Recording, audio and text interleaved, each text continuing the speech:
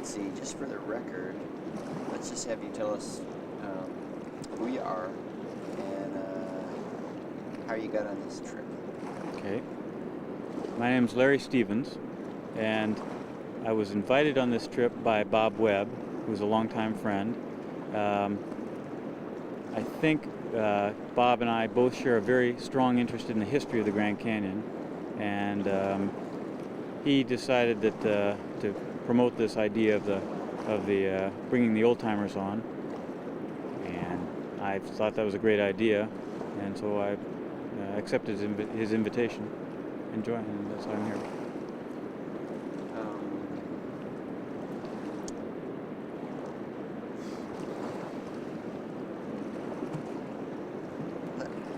Maybe we should get a brief resume of just your time at the canyon, like how you connected with the canyon, and et cetera. Okay. I came to Arizona in 1970 to go to school, and the first thing I saw driving from north to south was the Grand Canyon, and immediately took a trip into the canyon. And the following fall, I was able to the several months after that, I was able to do a little bit of kayaking up at Lee's Ferry, and started hiking here in 1970. And finally made it out of school in 1974, and had some contacts with the National Park Service up to that point. They had just started an ecological inventory of the river corridor, and I knew that that's what I wanted to do, clear as a bell, was to work on that project. At the time, they had a little bit of avian work going on, a little bit of ornithology, bird watching, and nobody to study insects. I had been focused pretty well on insects and bird life in my undergrad program at Prescott College, so this was a pretty ideal opportunity to take on an insect inventory of the Colorado River. That was the first time it had ever been done, so it was a pretty exciting project. And I worked for 2.5 years, collecting as many insects as I possibly could, identifying them, spending 16, 18 hours a day, dissecting the genitalia off of various species, and preparing them and putting them into a collection form in whatever way that was. Some on pins, some in alcohol. I identified about 50,000 specimens in that time period, about 2,500 species from the river corridor here. And at the end of it, I ended up with $4.10 to my name. Science doesn't pay, especially biology. So it became apparent to me that I needed a job. And I went around, that was in late March 1976, went around to a whole slew of river companies trying to find out if anybody needed a boatman. And fortunately got a job with Wilderness World. Vladimir, the management of Wilderness World had just fired all of its staff, unbeknownst to me, so I was hired as scab labor and started my career as a river guide. And I rode commercially through the rest of the 70s into the early 80s. Started a master's program at NAU looking at vegetation and the influence of insects on vegetation down here, trying to understand how the vegetation was changing as quickly as it was. The master's program took me up until about 1985 to complete. This was at Northern Arizona University. In that time, I also put out a river guide because there was such a dearth of information available to the visitors down here as to what the biology of the canyon was all about. Everybody knew about Powell. Few people knew about sort of the rapids and sediment, but really there was not much information on the biology down here, which is, although it's a thin veneer of life over the canyon surface, it's an incredibly rich world and complicated world. So the river guide helped me explain that a bit and helped me get through my doctoral program, which lasted through 1989, or into 1989. I began working on specific plots down along the river here, specifically looking at vegetation change on them back in 1982, actually starting in 1980. And in 1983, the Bureau of Reclamation was forced to release really high flows out of Glen Canyon Dam, and wiped out many of my study plots, which I'd photographed and documented pretty carefully. But although they wiped those plots out, that gave me a rather good database to be able to assess the effects of that big flooding event. So all my studies weren't in vain, as I feared they were at the time I saw the plots washing away. I ran a couple of projects through the Bureau of Reclamation looking at the effects of the flood on the system down here.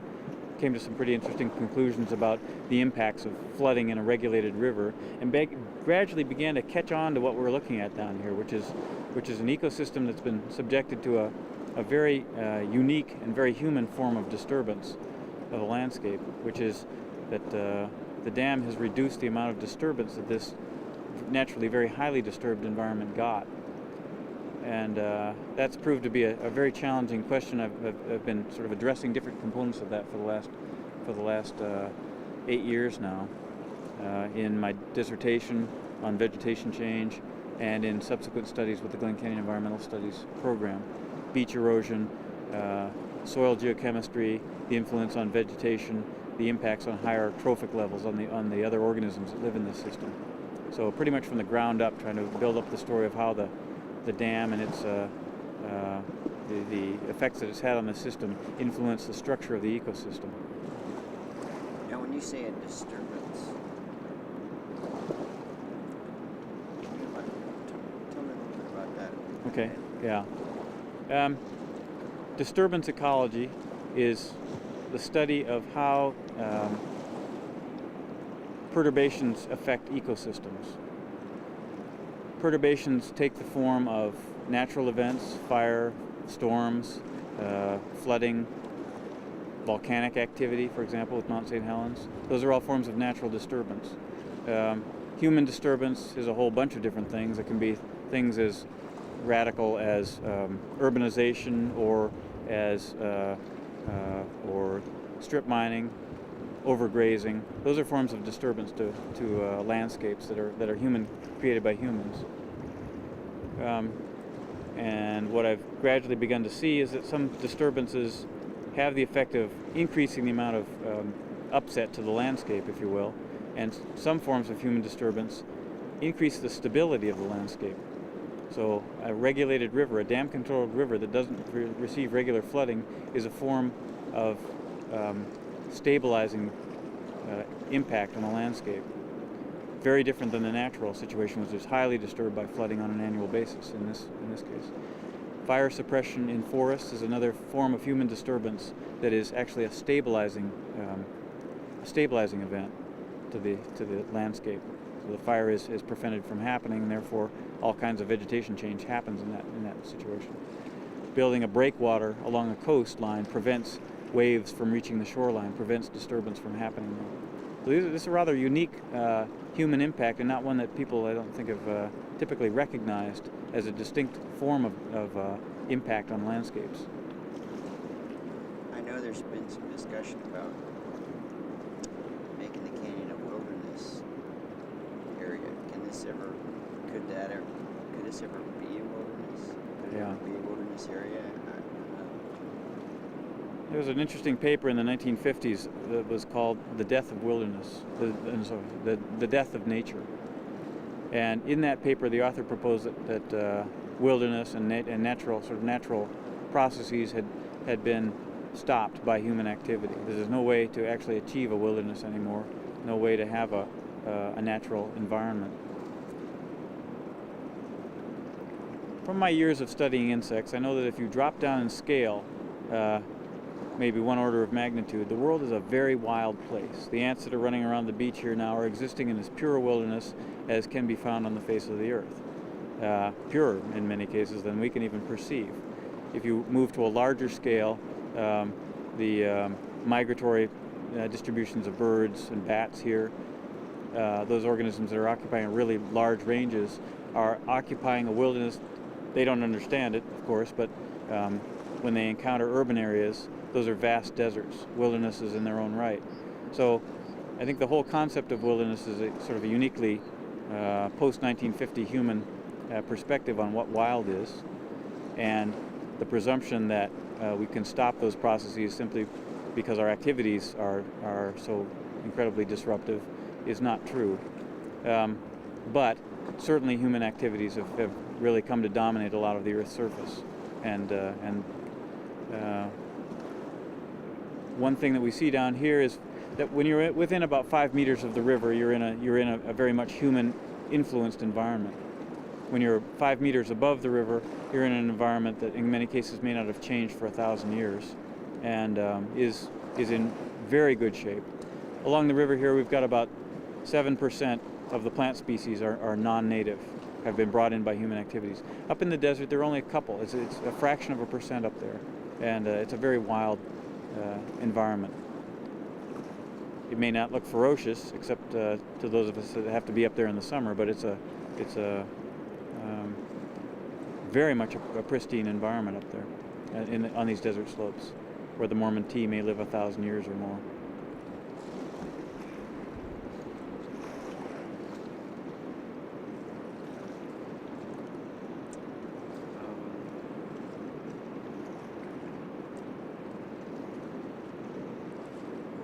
What would you say, let's see.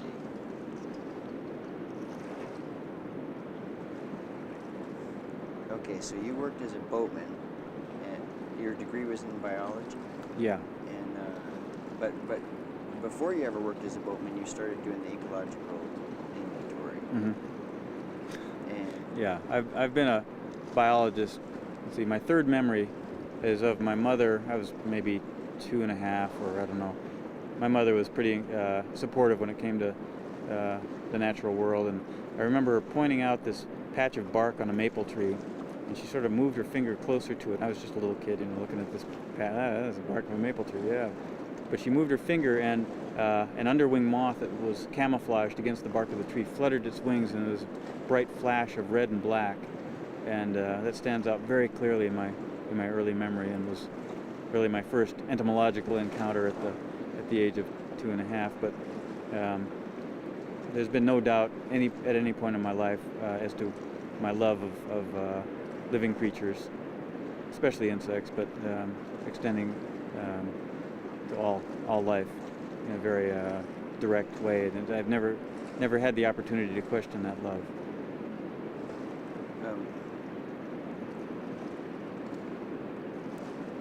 So biologist, boatman, Park Service biologist, and then you moved out of boating. You published the guide. No, I was still boating when I published the guide. But you made this shift to the park. Oh yes, in the late '80s, I took a position with the National Park Service. What was that? I'd done a couple of contract projects with the Bureau of Reclamation, which brought me in pretty direct contact with the National Park Service again, after having left them in the mid-'70s. And those projects allowed me to become pretty familiar with the people up at the South Rim, Grand Canyon National Park, and a couple of them were interested in having me around as a resource person for some of their resource management issues. I worked on the most recent version of the river management plan in the late '80s. Prepared a rather exhaustive piece, which ended up being an appendix on how to conduct monitoring of the river corridor and how to use that monitoring information to better to manage this place better.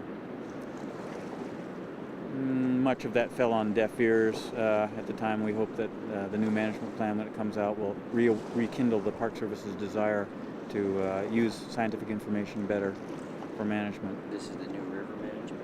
Yeah, well, this was the existing river management plan that was released, I think, in 1988 or '89. It's to be renewed once every 5 years. It's a little bit behind at this point. But it's going to come out in '96. That sounds good. It should come out every 5 years, but it's pretty loose. I guess they can go as much as 10 years without revising it. Is that pretty much a done deal already, or is there? Oh no. That's a public process. Presently evolved. Yes. What are the prospects for that? How are we looking at on that? Well, as I say, it's a public process like an EIS in a way. The Park Service has to hold public meetings, have public involvement in the structure of that plan, and those comments, public comments, get folded back into that plan. Then it gets released, and I mean, the Park Service really tries to make that as open a process as possible. Can you just briefly sum up what were the key points in your paper that had to do with monitoring? Yeah. The Park Service has a rather long and not very positive history with resource management issues in terms of using scientific information effectively to better manage its landscapes. Part of the story that I put together for that river management plan was, let's make sure we have good data collection, we have a good reliable way of keeping that data managed so we can get back to it. That's been a perennial problem, not only here but pretty much everywhere in all the government agencies. Make sure we develop long-term databases. Let's make sure that we have a scientific process that has peer review involved with it. In other words, independent peer review of management decisions was to be a part of the plan, so that we don't have an agency making in-house decisions about, different elements of their management that they may not know enough about to really make those decisions wisely. For example, if they have long-term study plots that lie in an area that they want to develop, well, the value of this Grand Canyon National Park is in understanding what natural is. Like I say, the desert environment here and much of the rim environment is about as natural an environment as you can possibly find in the West. In places where long-term data sets have been collected, those become incredibly valuable to understanding the change that's going on elsewhere in the West. Grand Canyon is largely ungrazed. It's the only, there is no other block of 1 million acres of the western U.S. that's largely protected from grazing and has been all along. So that its value to understanding what grazing effects are in the western landscape is absolutely prodigious, because that impact is ubiquitous and very very severe in most landscapes here. The Grand Canyon has a lot to offer the world, and especially the western U.S., with understanding what natural processes really are, and natural landscape forms and natural distributions of plants are. That management plan that I put together was framed around the idea of making sure we have good long-term data collection, the information that's collected can trigger actions in terms of administrative actions if a change is observed in the quality of campsites, the size of campsites, in the cleanliness of campsites, for example. Then those data could be used to trigger an actual management action, and those management actions could be whatever the Park Service saw as being fit. In some cases, if it's to protect a rare and endangered species, perhaps actually closing off the site. If it's a rehabilitation issue, maybe reducing visitation and actually going in there and rehabilitating the site. It was a very active plan, and I think that the ideas were challenging to the National Park Service because they're sort of, they tend not to manage necessarily actively in many cases.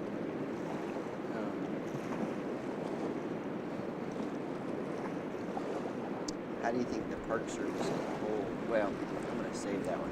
What are the values? I'm interested in the management plan too, and I don't.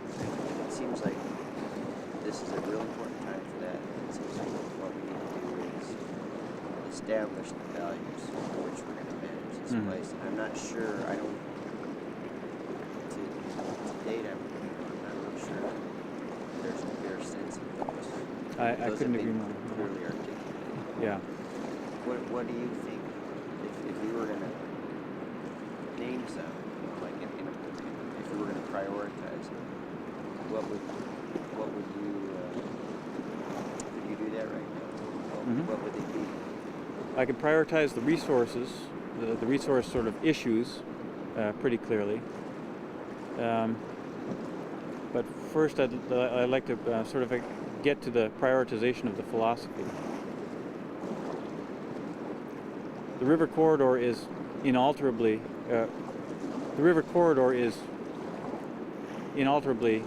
affected by the presence of Glen Canyon Dam and human activities. There's no way to take out the dam.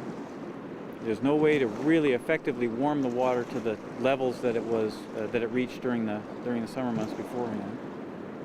And the thought of slurrying sediment through the reservoir down here suggests to me that it would be a very expensive undertaking. There may not be an effective way to actually bypass sediments at that dam, given the present technology. What we have is a river system that is now an order of magnitude more productive than it was in the pre-dam time. Lots of riparian vegetation around us, clear water part of the time in the river that allows algal growth, food base in the river that supplies not only the fisheries there, both non-native and native fisheries, but also the insects that live in the river and then rise out of the water and fly to the vegetation, provide food for the greatest density of reptiles that's known on the face of the earth, as far as I know. 310 bird species, which is more than 1/3 of North America's or of the U.S.'s bird diversity. A lot of mammals that we don't really know very much about at this point, and essentially there's a stronger linkage because of the dam between the aquatic and terrestrial environment here than existed in the pre-dam time. To make matters a little more complicated, we've got several rare and endangered species that rely on post-dam resources. The southwest willow flycatcher lives preferentially in tamarisk. Bald eagles feed preferentially on non-native trout. Peregrine falcons, which are the top of the food chain here, are feeding on swallows and swifts, which are feeding on insects that rise up out of the river, and waterfowl that are feeding on the algae that grows in the river. All those elements are post-dam phenomena. To me, it's a wonderful food chain, complicated, biologically very rich, regionally very significant. Riparian vegetation has, been widely destroyed throughout the Southwest. So the dam has actually created a situation that is regionally important, biologically very productive, and now much more diverse than it was in the pre-dam time. Grand Canyon is, for the wildlife, just as for many of us who are boatmen and those of us that love the Grand Canyon, it serves as a refuge now, where those habitats and resources are not available anywhere else in the Southwest. There's very important stopover habitats, say, for migrant birds coming through.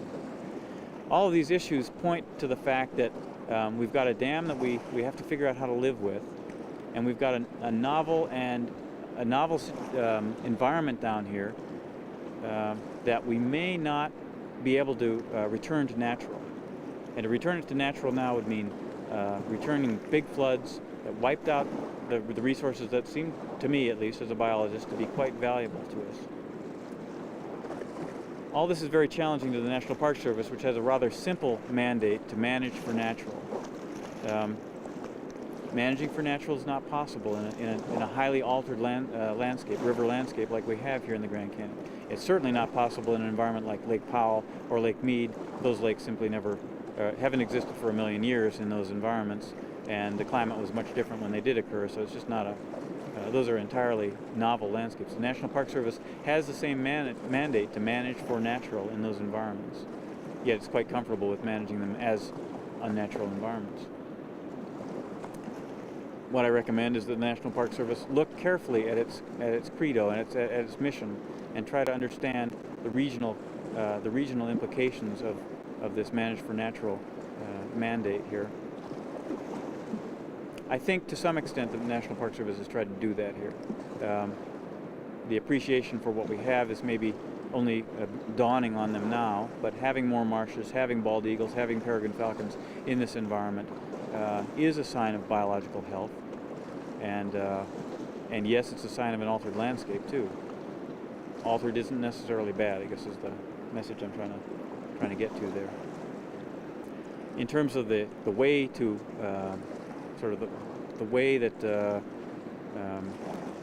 we can approach this environment this is an environment built on sand. and everybody recognizes that. This is the house built on sand, the ecosystem built on sand, and therefore management of sediment supplies is the bottom line, and that means flows can be used to store sediment in the river, keeping the fluctuations low and the overall ceiling of flows rather low, while the sediments come in from the tributaries, making sure we store as much sediment as possible, and then with occasional short bursts of flood, kick those sediments back up to recreate the sandbars and backwater habitats and riparian shoreline habitats that characterize this place in the pre-dam environment. So that's sort of suite of activities, storing sediment and then using flooding effectively to redistribute it should be our main goal down here. Pretty much everything else will take care of itself. In some cases, there may be some specific actions that need to take place. Some species may need some specific activity, but if we can manage the sediments, we can keep pretty much all the ecosystem together and keep those components that we do value most highly, the native fish, especially, in the picture.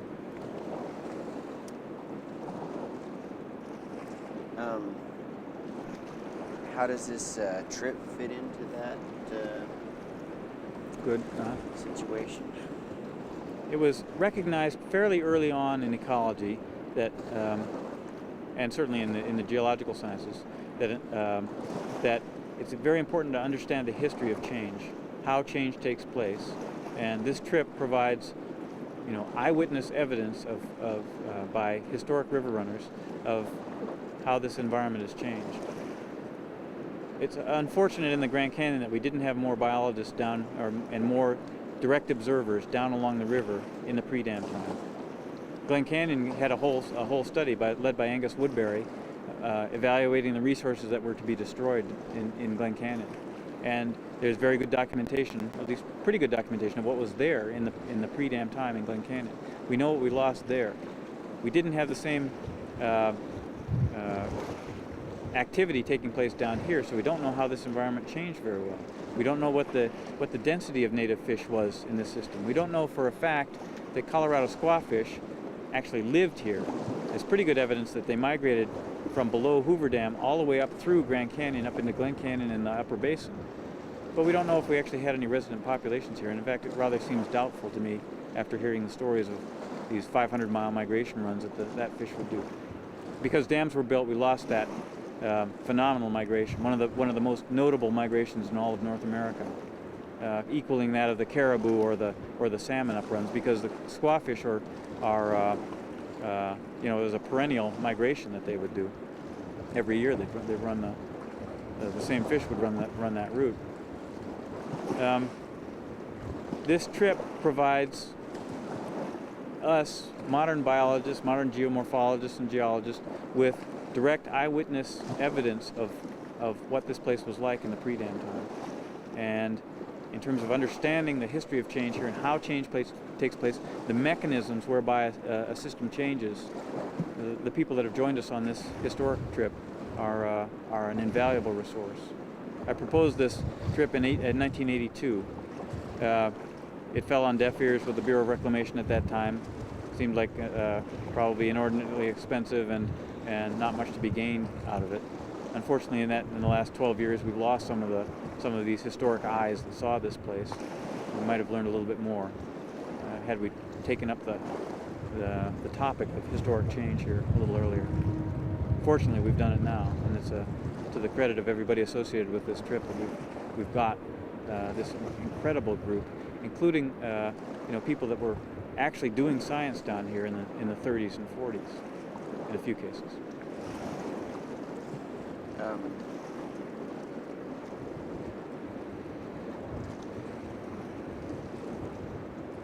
Yeah, it's hard to put this thing in a nutshell. Yeah. It's true. Yeah. I tell you, I wonder if what's the coolest thing about this trip? I wish you were staying. I may be able to hike back in at lava. I'll try to.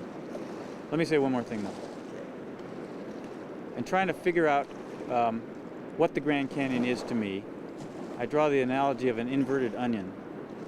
You may know Jung's analogy of peeling back the onion layers to get at the core, the kernel of truth, in dreams or in memories or in our lives. I see the Grand Canyon in the opposite way. I see that we are slowly beginning to learn what the skin of the onion looks like, and that's the simplest and most understandable layer. The layers that radiate out from that, radiating back into the past, radiating into the complexities of interactions between geomorphic processes and biological processes, are so complicated that we may not be able to understand them. But we can begin maybe to glimmer them, get glimpses of what those dimensions are by getting a good grasp on what we have here. So the analogy of the inverted onion is as close as I can come to stating what I see in the Grand Canyon, the phenomenal changes that this place has gone through over the last 10 years, 30 years, century, 10,000 years, 100,000 years, the last 6 million years, and how that's somehow reflected in what we see on the surface of our particular sphere of reality here. And we can get these little glimmers through to these other dimensions that are truly profound, truly beyond our ability to understand. But it gives us gives us that vision. It gives us that contact with the Earth, which is now pretty much lost to modern American humans who are largely urbanized and don't look at the Earth as being sacred. Every bit of the Earth is sacred. This place we can see it clearly and strongly, and we respect it because we get to look down into it and see how deep it really is. But every bit of the Earth is sacred, and that helps us remember. Maybe this place helps us remember that the whole of the sphere is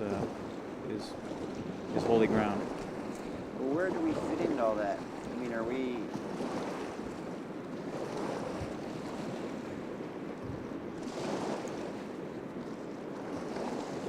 are the living organisms separate from that, and are we separate from all the other life forms? This gets back to our interpretation of wilderness and our sort of shallow ability to perceive what's really going on around us because of scale, largely because of scale differences. Any species that had cognitive abilities, I think, would face the same dilemma, because no organism lives across the wide diversity of scales on which life takes place and on which physical actions take place. Humans are completely natural. Every valley girl that is jealous of her classmate is doing something that's perfectly biologically appropriate, even though she's living in LA in an environment where she may never see a native species in her entire life. Her thoughts and emotions and antagonisms are all very much a product of the last 4 billion years of life.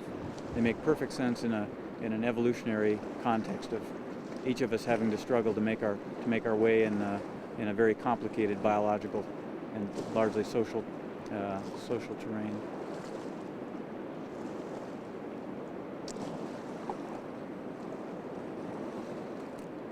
Well,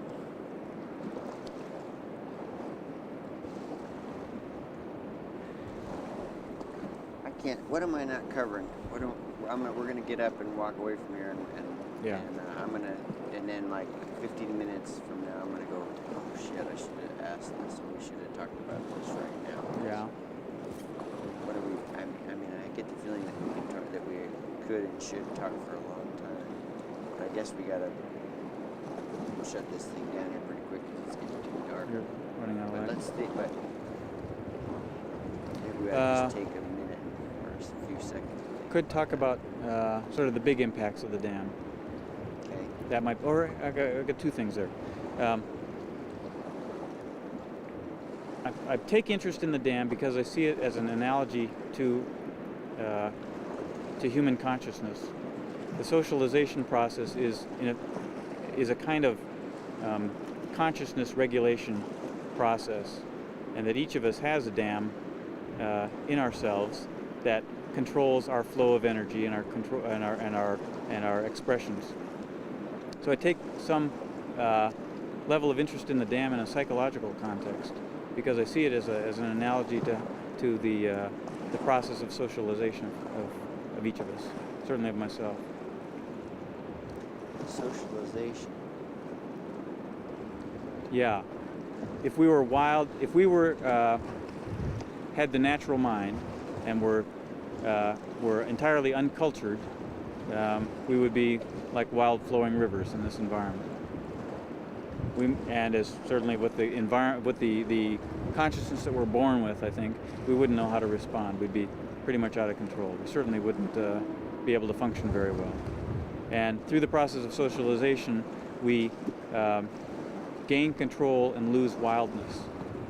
And that's exactly what we've done with Glen Canyon Dam. Is we've gained a great deal of energy, power, by controlling this wild raging thing that lived here in the Grand Canyon. Well, what about, one last thing, what about managing the park for us, for the people? For humans. Yeah. How are we doing there? This is a big can yeah. of worms. Yeah. I guess I don't take the perspective of managing the park for humans. I think the human element is, well, let me say this first. I think that all the problems that parks have are a function of overpopulation and overvisitation. Therefore, managing crowds is something that police are well adept at, and National Park Service fills that bill abundantly here, maybe to excess in many cases. But it is their job to do that. I mean, the amount of visitation is the major issue here. Human presence is the major issue. The dam is part of that human presence issue. We wouldn't have a dam if we didn't have a burgeoning population in the Southwest that demanded electricity, or at least the political entities that manage those populations demanding that electricity. It all ties back to the population size. In a situation like Grand Canyon with 5 million visitors at the rim and attraction sites along the river completely crowded during the summer months, it's very obvious that overvisitation is the main problem. National Park Service has done a good job, I think, at trying to politically come to the right use level here along the river. It's a very challenging thing to do, and I don't envy them that task in the future here. There are some creative ways I think they could actually reduce use by purchasing companies that come up for sale, and therefore reducing the overall use levels. That would solve some of the overcrowding problems that we have, and the loss of sort of personal space when it comes to river running.